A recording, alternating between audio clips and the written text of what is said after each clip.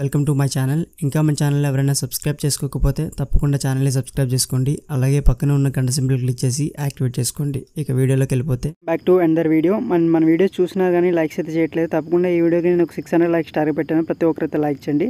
Guys, EAMCET students ఎవరైతే ఉన్నారో వీళ్ళకి రీసెంట్గా అయితే హాల్ టికెట్స్ అయితే రిలీజ్ చేయడం జరిగింది.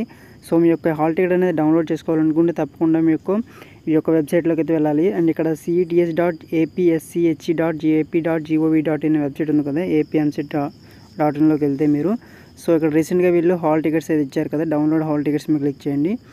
సో ఇక్కడ డౌన్లోడ్ హాల్ టికెట్స్ మీద క్లిక్ చేసిన తర్వాత మీ యొక్క రిజిస్ట్రేషన్ నెంబర్ అంటే మొబైల్ నెంబర్ ఏదైతే ఉందో, లేదు అనుకుంటే మీ యొక్క పేమెంట్ రిఫరెన్స్ ఐడి ఉంటుంది కదా, ఈ ఐడి అనేది ఇక్కడ సెర్చ్ అండ్ ఎంటర్ చేయండి.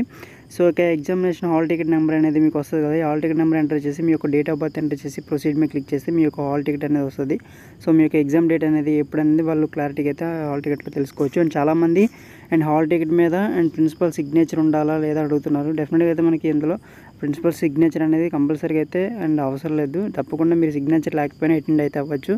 సో ఇదిగా ఓవరాల్గా క్లారిటీ అయితే ఇచ్చాను అనుకుంటున్నాను. అండ్ ఈ వీడియో మీకు నచ్చినట్టయితే లైక్ చేయండి, షేర్ చేయండి. మన ఛానల్ని ఫస్ట్ టైం చేసినట్టయితే సబ్స్క్రైబ్ చేసుకోండి. Thank you for watching. Bye bye, Jai Hind.